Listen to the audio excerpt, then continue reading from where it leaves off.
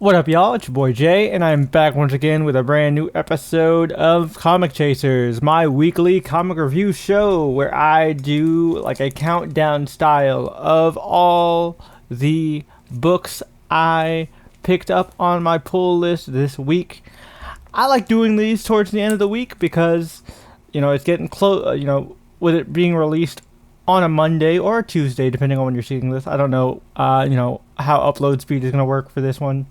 I'm going to send this over to the guys. We'll see when it gets uploaded. But it's either going to be Monday or Tuesday. I like doing this a little bit closer to the new comic book day, so I can actually do a little segment where I talk about the comics that are upcoming and telling you what I'm looking forward to as well. I feel like that segment went over well last week, so we're going to keep doing that from now on.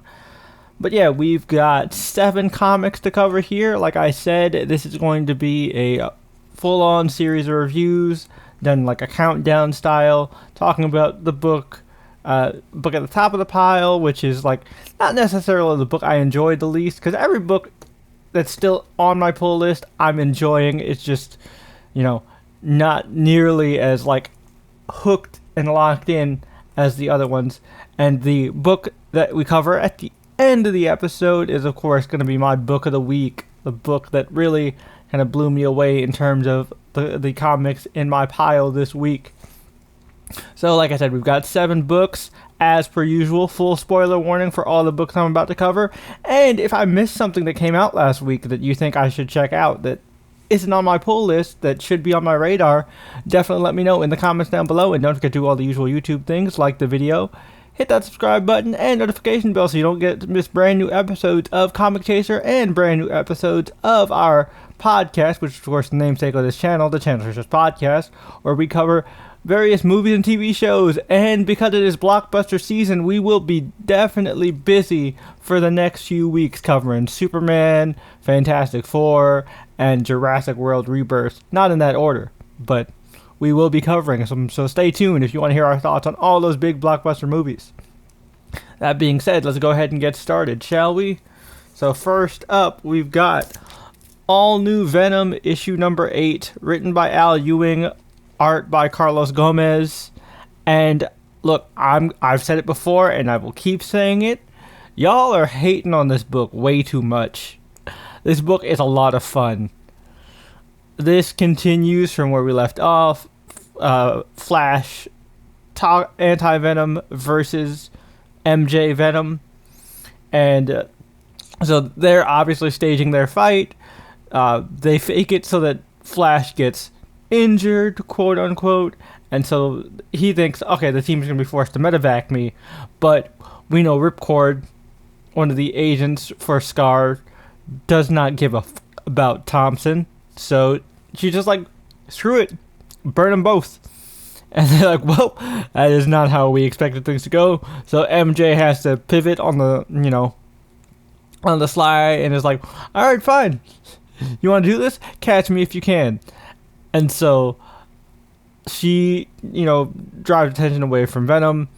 And, of course, also Paul decides to jump in and be like, hey, you can't be doing this. You're gonna be injuring all these civilians. You're risking all the civilians with this nonsense. And, of course, like, sir, I'm going to need you to get out of the way. And he's like, well, or what? You're going to murder a civilian right in front of the Daily Bugle?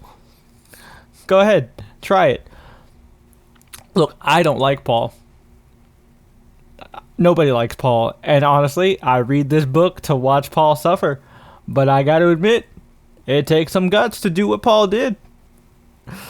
And now Dylan is catching up on everything, and he's pretty much piecing together what it is, who Venom is. He didn't outright say, I know it's MJ, but he's pretty much got all the pieces now, and he's a smart kid. He'll put 2 and 2 together very soon, I feel like, and that's gonna definitely come to fruition probably in like 2 issues or so, and that might also spell the end of the relationship or some very rocky territory for MJ and Paul. So I'm kind of here for all of that, and also it's just fun to see Doc Ock again, and him just monologuing at Rick Jones and kind of like making fun of Jones's irrelevance because Jones has kind of been a sidekick to everybody. You know, Hulk, Captain America, Captain Marvel, the original one, so on and so forth. So, like, you know, he's just making jokes about that back and forth. But we finally get Venom versus Doc Ock, and Venom actually pulls some clever stuff. First of all, like, Venom turned into a whole submarine to travel to the secret base of Scar, which is super interesting. We've never seen Venom do that before. And MJ even brings up, like, wait, you're a shape-shifting alien. What do you mean you've never thought about doing something like this before? Like, oh yeah, but, like, I'm not really autonomous, right? Everything I learn from my host. I kind of just let my host, like, take the reins, and I follow their lead. Peter, Eddie, all of them, they never really, like, you know, thought about using it like this. You know, and MJ being the more artistic type, it makes sense that she comes up with more, like, slightly more creative, like, kind of James Bond-esque kind of shit. So I think that's fun. Dylan does manage to get be contacted by Sleeper, and so Dylan warns Flash to carry his happy ass over to the base. And so, you know, Venom is dealing with Ock, and Venom seems to have the upper hand, but then once the Scar agents come back, they kind of jump Venom, and so it's going to be up to Flash to come in the nick of time to help Venom get out of there, and they're going to team up, obviously, beat Doc Ock's ass, and, you know, get Venom and hope maybe some of the other symbiotes out of there. Overall, a fun time, and I think it was really interesting hearing about, like, Ock and him kind of developing this new rule after his whole Superior Spider-Man era of, I'm not going to reveal anyone's secret identities. Now, Ock is still a piece of shit, but this goes to show that his time as Spider-Man has still affected him. He still kind of has that little sliver of honor. It's like, I'm not going to reveal their identities. I've got enough respect for that, since, you know, I was under the mask for a while too. I kind of get it, even though I don't have any memory recollection. That kind of impulse is still kind of in the back of my head. So if I'm going to kill him, I'm going to kill him with a mask on. Alright, good for you, Ock, I guess. Again, fun book. I feel like this series is just overhated because it's the thing to hate on this book, because it features Paul, and, you know, people are still upset that MJ and Pete aren't together, which I am one of those people. But, like, you guys, we're getting Ultimate Spider-Man. That's where you can get your Peter MJ fix. I like seeing MJ in this new status quo. It's interesting, it's fun.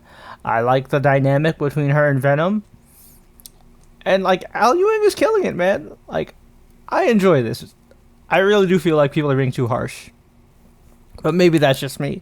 If you have valid reasons to hate on this book, tell me in the comments. Like, and don't give me the usual, oh, you know, MJ's directionless, they don't know what to do with her. Like, yeah, okay, I've heard that before a million times. And the jackpot stuff, I agree, is stupid. But forcing her to bond with an entity that she's had past trauma with, and working past that, and them learning from each other, is really interesting. And that's what they're doing in here. Like, you can't hate on it if you haven't given it a chance. If you have read it and it isn't for you, I'm not going to argue with you. It's not for you. We can all have our different opinions. But, like, don't hate on it just because it's the thing to hate on, you guys. I know that is kind of the overall vibe for comic Twitter and the comic community overall online. But read the book first before you pass any judgment. I think it's still pretty solid. Alright, next up we have the X-Men Hellfire Vigil, issue number 1.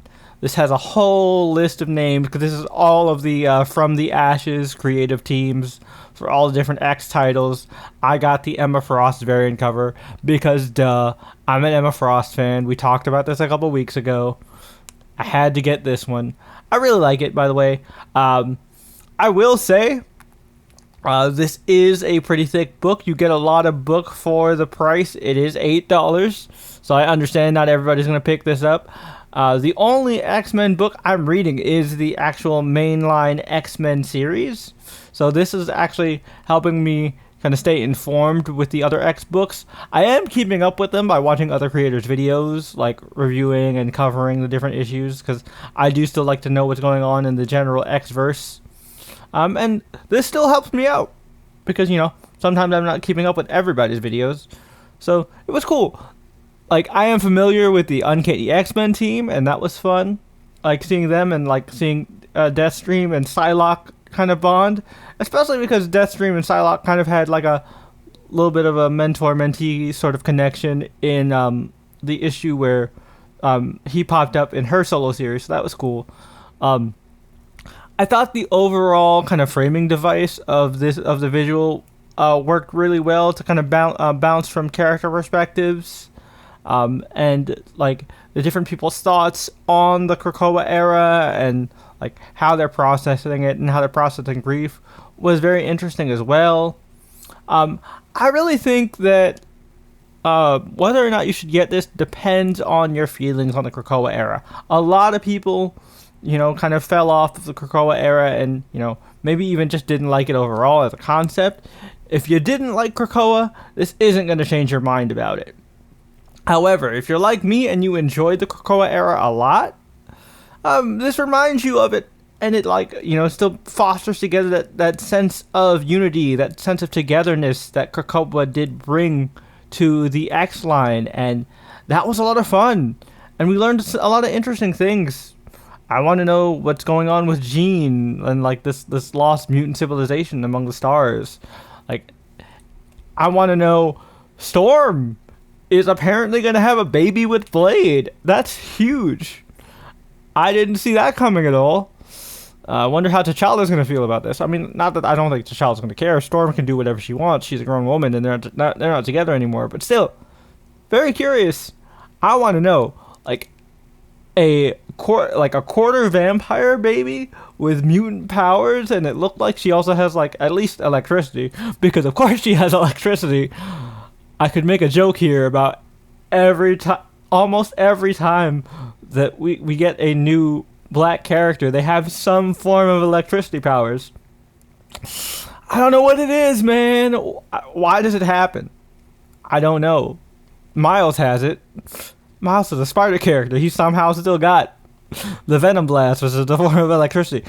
And I asked Bendis about it. It was completely unintentional, but it just kind of happened that way.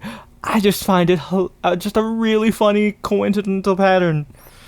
But yeah, I'm very interested to see like what that's about with the daughter. Like, I've been wanting to read Storm for a while because I've heard nothing but good things about the Storm book, so I might actually pick up Storm at some point, or at least pick up Storm and trade. But overall, it was fun. I really like the art. I love seeing all the fits. Honestly, that's the best part.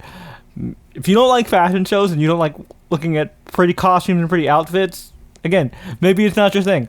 I get it. I happen to like pretty costumes and pretty outfits, and this is full of gorgeous, gorgeous outfits. Everybody was just dressed to the nines, and it was beautiful. Loved it.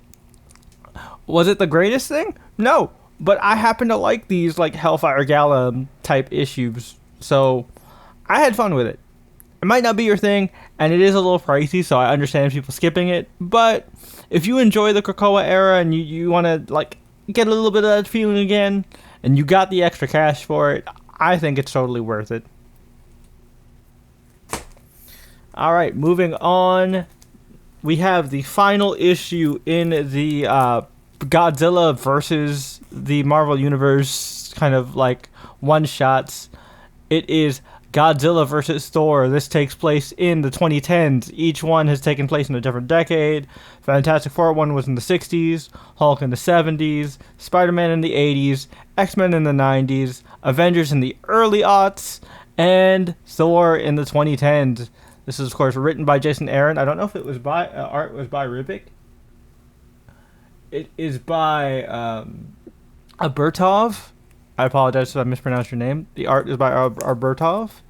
And it is just an epic clash of the titans between Thor and Godzilla, and also it mixes in lore from Jason Aaron's really great Punisher run, and essentially like the Hand resurrects Godzilla as its new beast, and it's up to Thor to stop this just ultimate creature of destruction, and it just leads into this just knockdown, drag out, ultimate cosmic level fight, and it is sick. There isn't too much depth in terms of plot here. This is just a let them fight issue, and let me tell you, they nailed that shit. This was awesome in terms of just a pure versus fight. They got down and dirty, right to the point, pretty quick, and I enjoyed every second of it. I thought this was awesome. I think this might be my second favorite. I still think Fantastic Four is my favorite one. Then I'd go this one. Then I'd probably go X-Men. Then Spider-Man. I'd probably put Hulk at the end. Hulk is my least favorite. I wasn't as interested in the Hulk one. But this was pretty fucking dope. Especially when we got, like... It's not Symbiote Godzilla, because we technically already did Symbiote Godzilla with the Spider-Man one, but it was like Godzilla fused with the spirit of the All Black, the Necro Sword, which turned it into Godzilla the God Butcher. That was such an amazing image, and oh my god, it just kicked so much ass. This was just pure action, a lot of fun. You want to talk about a blockbuster comic? This felt like a blockbuster right here, all in a one shot. Great work. Aaron killed it, in my opinion. Totally worth checking out. Next up, we've got Absolute Green Lantern, issue number 4, written by Al Ewing with art by, I want to say it's Lindsay? Yeah, it is Lindsay. And this basically tells us kind of what happened to Evergreen. So we saw that Hal prepared like a bunch of like yellow painted bullets, and Joe is going to serve as the distraction. So she starts talking to Abinser and asking Abinser, all right, so what happened to our people? What the fuck did you do? Why did you disintegrate, Guy, John, all the people in town except for us? And then, Abinser is basically processing this, and he goes, their existences were not ended. They have now, they were sent to Oa. They are now one with the Alpha Green Light. Their judgment is still ongoing and being processed. They have been accepted and are now being welcomed in the war against fear. Because fear is a weapon of Quard. And Quard, if you guys aren't familiar with, like, DC cosmology, the Quardians were the original race of aliens that helped Sinestro make his yellow ring. So there's that there. So we know what these Green Lanterns are preparing for. So that's interesting. And so eventually at some point, like, Abinser goes into his, like, not intangible, but like kind of like ball, like incorporeal, like ball of light form, and she as in Joe reaches out and tries to touch Abinser, and because she's still wearing her wedding ring, which is solid gold, and yellow is a weakness of green light, the light absorbs into her ring, and that's how she ends up taking on the Green Lantern form and Green Lantern powers. That's really interesting. I thought that was a cool twist. In the present, we do see Hal and Joe still going at it. We see Hal is now Black Star. He's wielding this black hand power. We still don't really know what's going on with that. But at the end, when the barrier goes down, of course, corporations swoop in. We hear mention of Lazarus, but of course they're dealing with Superman over in Absolute Superman, so they can't really, they have their hands full. So another faction swoops in to investigate and get their hands on this weird alien technology and random resources. And that is, of course, none other than Hector Hammond. old school Green Lantern bad guy Hector Hammond, who like ends up with like a weird, almost like leader MODOK style giant head in the classic comics. So interesting to see him in play, and I'm interested to see, how that plays out. And this just, it answers some questions, but it opens up a lot more questions. And because it has these, questions opened, I'm even more locked in. All right, so like, where the hell are Guy, John, and everybody else? Like, what's going on here? All right, but you still haven't shown me how Hal got the black hand, like, and the whole became like a Dark Star and all that stuff. What's going on? But man, is this interesting. Like, I really like them leaning into like the cosmic horror aspect for this iteration of Green Lantern, and it definitely has me intrigued. This mystery has me hooked, and they're keeping it going at a good pace where it doesn't feel like it's dragging. We're getting enough answers where I'm like, okay, cool, but now I have even more questions, but I'm still here. Again, this one is pretty solid.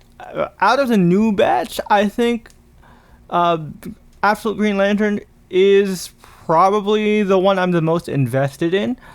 I like Flash a lot. It's definitely up there, but Green Lantern is the one where I'm like, oh, I gotta read the next one for this, because I need to know what happens next. Like, Martian Manhunter is on the bottom of that pile, because I feel like this is one of those ones where I feel like the complete story is going to be better to read than it is going to be reading once a month. Like, no disrespect to Dennis Camp and Javier Rodriguez, but I feel like this is definitely one that I would suggest, or at least I would suggest Martian Manhunter be something that people wait for the trade. Because, like, I feel like it'll read better altogether than it has been reading month to month. But Green Lantern, Al Ewing, absolutely killing it. I've enjoyed this a lot. I'm really intrigued with what's going on here. Alright, next up, we have X-Men issue number 19. Rise, the Heir of Apocalypse. That's right, we finally get to see what our boy Doug Ramsey, aka Revelation, the Heir of Apocalypse, is up to, and what exactly Apocalypse did to our boy Cypher. So, we now know that Cypher is essentially Jesse Custer from Preacher. He has the ability to speak and basically hack the minds of people and get them to do whatever he says, including, ending themselves in Minecraft. And it's pretty intense. We actually see the rogue ONE agents, part of the Zero faction, try and invade and take out Doug and his people. But that obviously was not going to work out well for them because, Doug's wife is an Araco badass warrior lady, and Doug is now not just Cypher, the dude with linguistics and hacking powers. He is basically, like I said, Jesse Custer from Preacher. If you've read Preacher, you know what Jesse can do. So, there you go. And, it was no holds barred. He literally had an agent, in Minecraft. So, that was pretty intense. And now he's headed to Alaska because he's like, well, if we're going to change the world, we're going to need some X-Men. Now, is this power going to go to Doug's head? Like, is this going to have to be like the X-Men are going to have to rein him in, or is he actually going to help? Because it seems like he has the right intentions.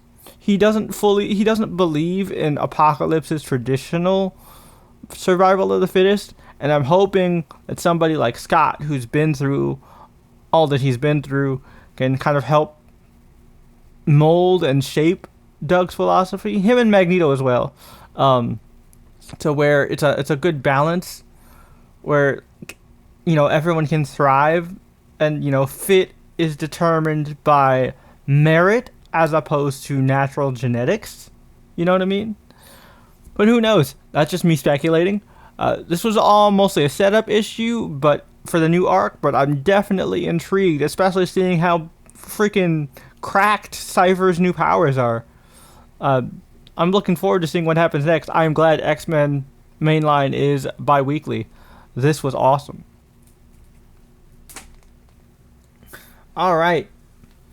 Second to last in the countdown, we have Captain America issue number 1, written by Jeff Zdarsky. I don't know who the art is by because this is a variant cover.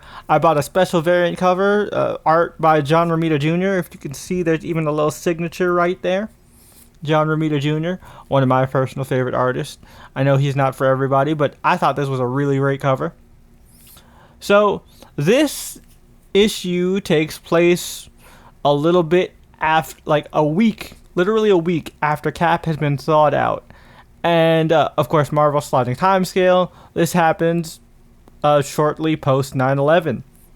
And so, if you guys were alive around then, and believe it or not, some of you weren't, which blows my mind, honestly. I remember being in school the day it happened and like going home early because of what happened. Shit, I mean, we had just come back from the city like maybe a day prior because we went back home to the city.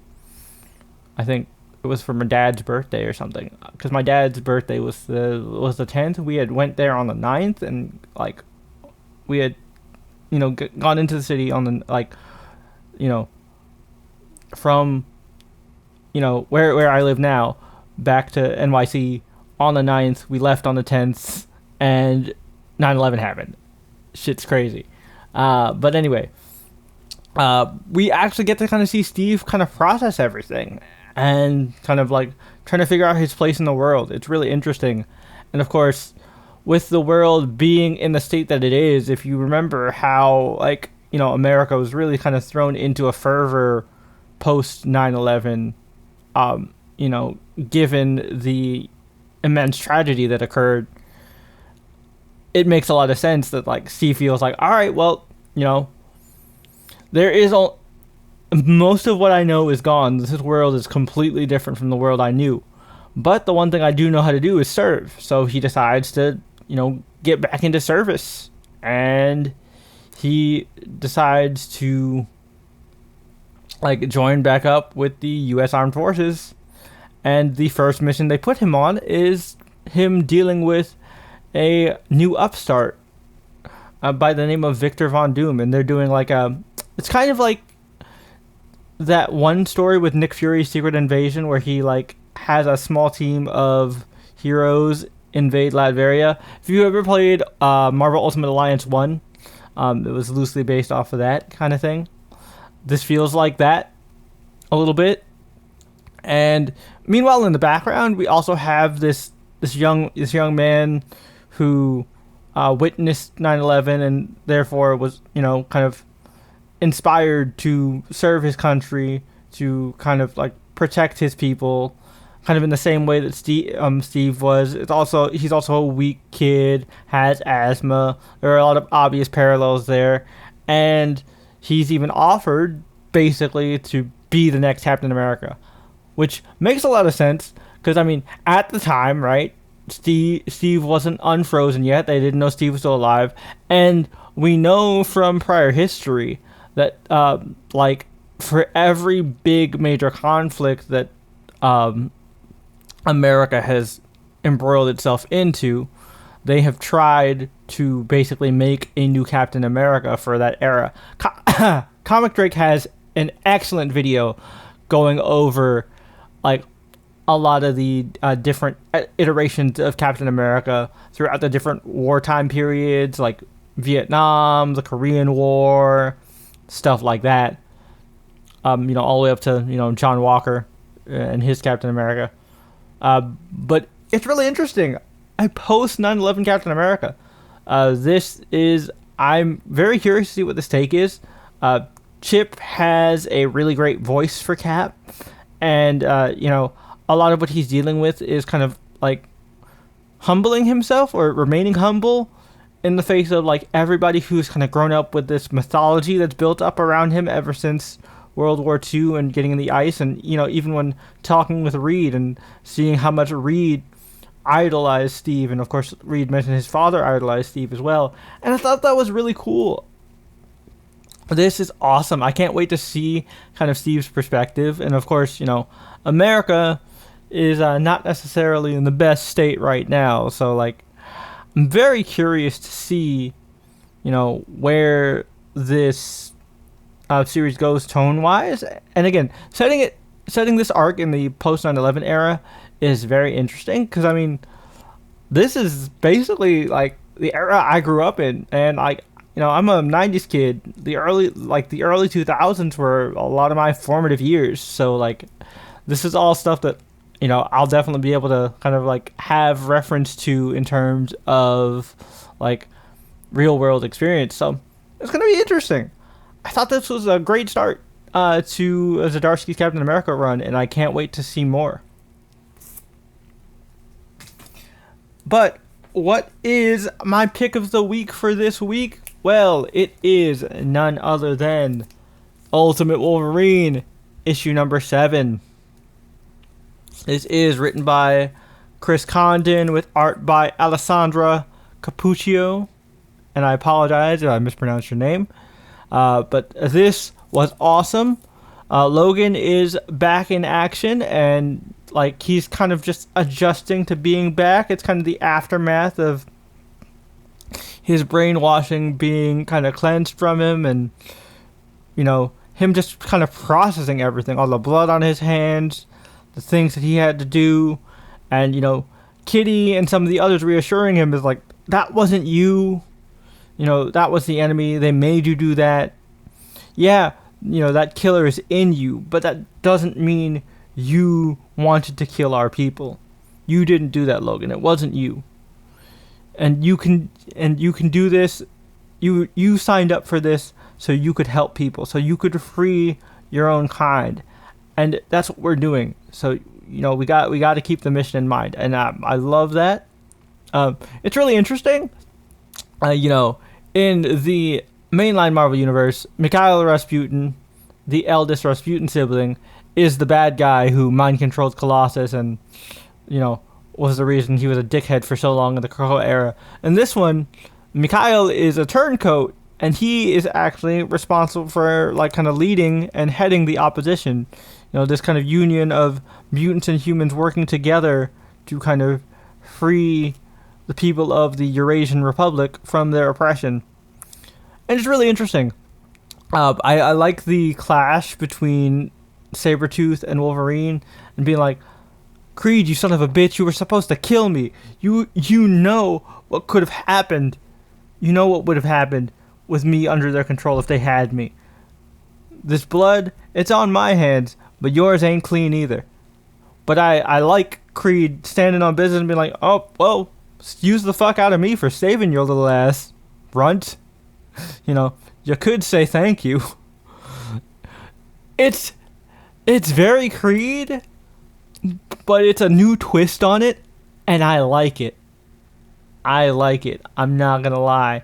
And of course, we have, you know, Magic, Colossus, and Omega Red torturing Dr. Prestanovich, the main doctor in charge of the Winter Soldier program.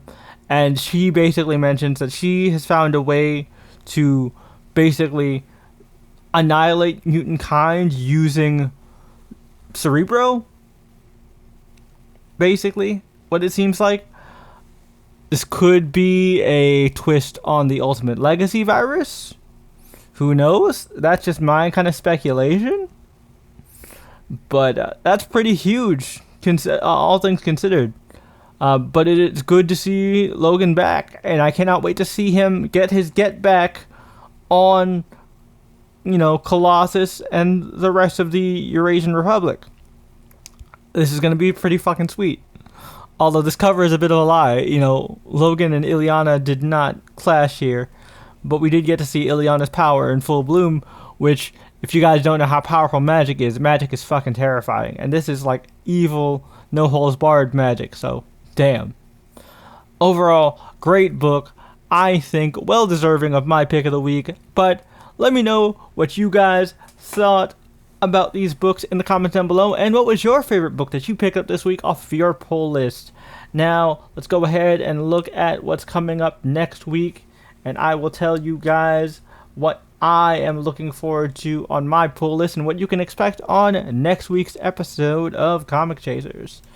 So, we've got Absolute Superman number 9. This is where like the war on Kansas is really gonna kick off. You know, I think this is where we actually learn more about the Omega Men. So very curious, because obviously Superman was rescued by the Omega Men at the end of the last issue. So we'll hopefully get to learn more about the Omega Men and their faction.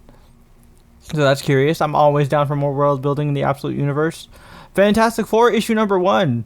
You know, just in time for the movie coming out in a couple weeks. It's still Ryan North. Ryan North is still staying on this book, which is great because I think he's been killing it on Fantastic Four. And this new arc starts off with the four kind of split off in different eras of time, and they have to, you know, work their way together to reunite. So that'll be fun to see. Ryan has done a great job in the past with these different, like, separate the four into these different areas and have them come together type arcs. So I think it'll be fun. And you know, he does really good at exploring these sci-fi concepts, which is, you know, perfect for the Fantastic Four. That's what they're built for. I'm really looking forward to Magic number 7. This story is just continuing to be really interesting. So I'm very curious to see where it goes. In fact, let me pull up the summary real quick. New mutants reunite. To save their friend, Magic and Mirage have no choice but to seek help from the order his ancestors founded. So this is them to save Callum.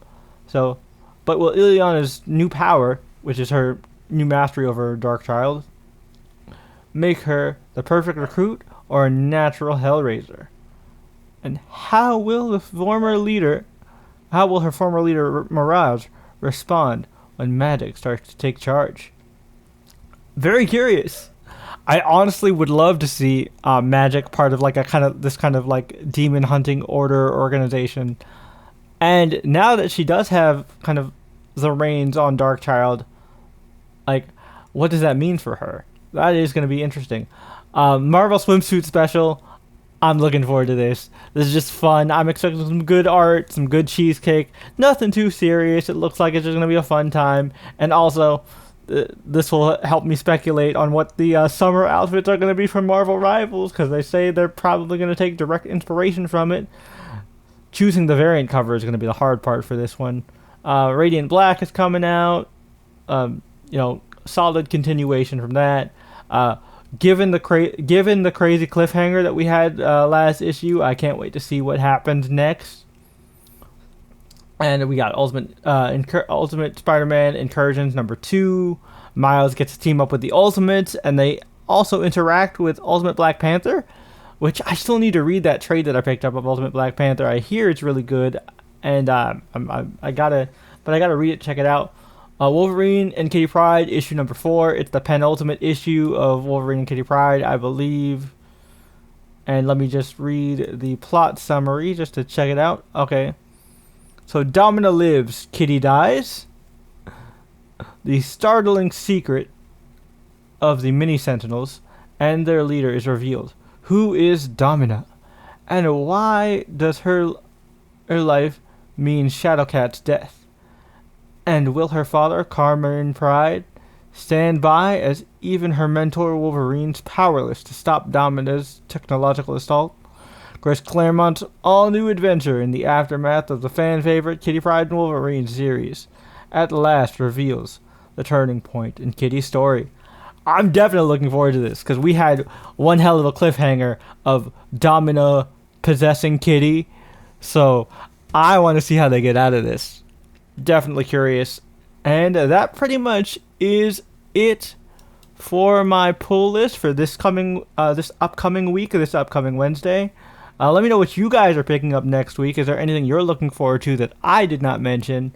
And like I said, let me know all your thoughts on these books in the comments down below. As always, don't forget to leave this video a like and comment, as well as hit that notification bell if you haven't already, so you don't miss any brand new episodes of Comic Chasers or any of the other content we have coming up on the Channel Chasers podcast channel.